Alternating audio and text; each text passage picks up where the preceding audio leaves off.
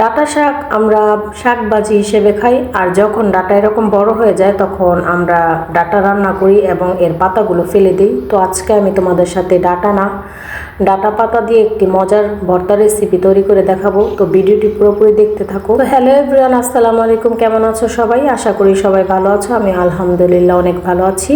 আজকে আমি তোমাদের সাথে একটি মজার রেসিপি শেয়ার করবো, ডাঁটা পাতা ভর্তা। ভিডিওটি শুরু করার আগে বলে নিচ্ছি, যারা আমার চ্যানেলে নতুন তারা অবশ্যই আমার চ্যানেলটিকে সাবস্ক্রাইব করে নেবে এবং পাশে থাকা বেল আইকনটি বাজিয়ে দেবে, যাতে করে নতুন নতুন ভিডিও তোমাদের কাছে পৌঁছে যায়। তো কথা না বাড়িয়ে ভিডিওটি শুরু করা যাক। এখানে আমি নিয়েছি কিছু কাঁচামরিচ, আর নিয়েছি একটি পেঁয়াজ, আর নিয়েছি একটি রসুন, আর কিছু ডাঁটা পাতা। তোমরা তোমাদের পছন্দ অনুযায়ী ঝাল দিয়ে নেবে, চাইলে শুকনা মরিচও ব্যবহার করতে পারো।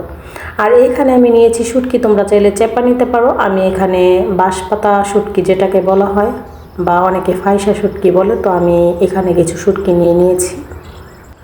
তো আমি সবগুলো উপকরণ একসাথে ধুয়ে নিচ্ছি।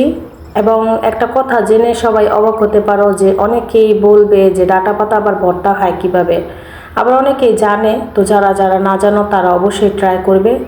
আমার কাছে ভালো লেগেছে, তোমাদের কাছেও আশা করি অনেক বেশি ভালো লাগবে। আর ফেলে দেওয়া পাতা দিয়ে যদি একটি রেসিপি হয় তো খারাপ কিসের। তো আমি সবগুলো সুন্দর করে ধুয়ে নিচ্ছি ভালো করে, যেহেতু অনেক বেশি বালু থাকে।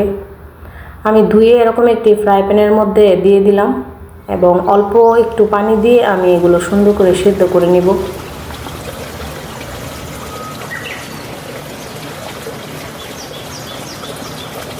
দেখো বন্ধুরা, পাতা প্রায় সেদ্ধ হয়ে গেছে। এখন পানিগুলো ফেলে দিব এবং চুলার আঁচ লো হিটে রেখে আমি বাকি উপকরণগুলো দিয়ে দিব।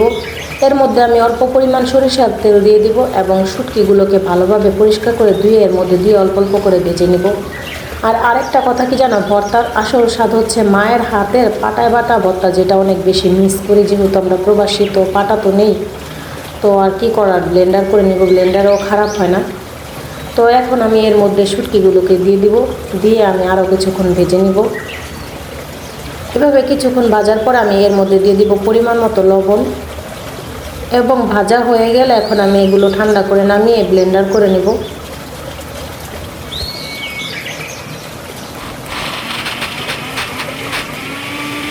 তো বন্ধুরা, আমি ভর্তা ব্লেন্ডার করে নিয়ে নিয়েছি। এখন দেখতে পাবে ভর্তার আসল লুক। আমার কাছে অনেক বেশি ভালো লেগেছে, মনে হয় পাটায় বাটা ভর্তার মতো হয়েছে। আর তোমাদের কাছে ভিডিওটি ভালো লাগলে অবশ্যই তোমরাও বাড়িতে ট্রাই করবে। আর নতুন নতুন রেসিপি পেতে আমাকে কমেন্ট করে জানাবে। কেমন লাগলো অবশ্যই আমাকে জানাবে। ভালো থাকবে, সুস্থ থাকবে। আল্লাহ হাফেজ।